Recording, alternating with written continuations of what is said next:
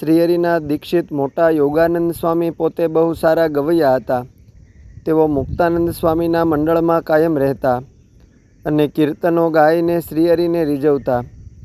ગોહિલવાડના ગામડાઓમાં સદગુરુ મુક્તાનંદ સ્વામી અને મોટા યોગાનંદ સ્વામીએ વિચરણ કરીને એ વિષમકાળમાં સત્સંગ કરાવ્યો છે.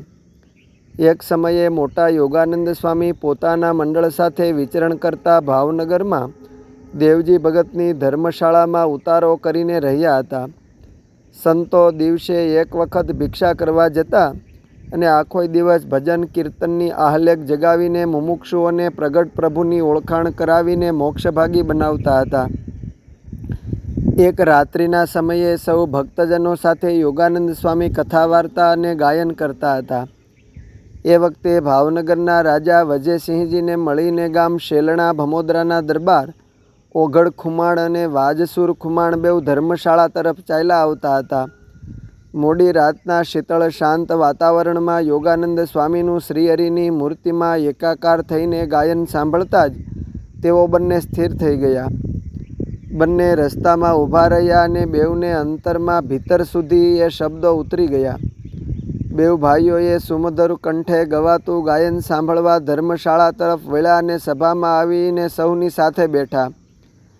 જ્યારે કીર્તનનું પદ ગવાઈ રહ્યું ત્યારે બેઉ ભાઈઓએ સ્વામીના ચરણે આવીને પગે લાગીને સન્મુખ બેઠા. યોગાનંદ સ્વામીએ એમને ઉપદેશની વાતો કરી ને શ્રીહરિના પ્રગટપણાના મહિમાની વાતો કરી. સાથે સાથે 84 જાતની યોનિમાં ફરતા ફરતા આ મહામૂલો માનવ અવતાર મળ્યો છે તો આ જન્મારો સફળ કરી લેવા ચોટદાર ચાબખાઓ મારીને અંતરને ભેદી દીધા. ત્યારે ઓઘડ ખુમાણ અને વાજસુર ખુમાણ કહે કે અમને પ્રભુ શ્રીહરિના આશ્રિત કરો. ત્યારે યોગાનંદ સ્વામી એમને મર્મમાં કહે, દરબારો, ઓલી કહેવત છે એ પ્રમાણે કેણી મિશ્રી ખાંડ હે ઓર કરણી તાતા ઝેર.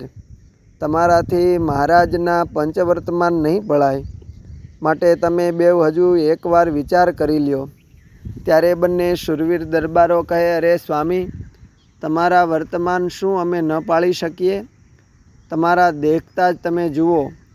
એમ કહીને ઊભા થઈને થોડાક આઘેરો એક પથ્થરની શિલા હારે પોતાની બંદૂકો પછાડીને 3 કટકા કરી નાખી વાજસુર ખુમાણ સાખી બોલ્યા જે, વા ફળે વાદળ ફરે ફરે નદીના પૂર, શુરા બોલ્યા નો ફરે ભલે ને પશ્ચિમ ઉગે સૂર. આમ બેઉની અડગ શૂરવીરતા જોઈને યોગાનંદ સ્વામીએ એમને વર્તમાન ધરાવ્યા અને સત્સંગી કર્યા. સમય વીતે એ ખુમાણભાઈઓ ગઢપુર પધારેલા. એ વખતે એમને લાડુબા જીવુબાના જગદંબા સ્વરૂપે પણ દર્શન થયેલા. એક સમયે ભાવનગર કચેરીમાં જ્યારે પ્રસંગોપાત ભાયાતોની મિજબાનીમાં સૌ કોઈ ડાયરામાં આ ખુમાણ ભાઈઓને દ્વેષથી દારૂની પ્યાલી પાવા સારું આગ્રહ કરવા લાગ્યા. ત્યારે તેમણે તલવાર પોતાના ગળા ઉપર મેલીને કહેલ કે બાપુ, આ તલવારથી માથું વધેરી નાખીને દારૂ રેડી દ્યો, બાકી જે મુખે સ્વામિનારાયણ નામરૂપી અમૃત પીધા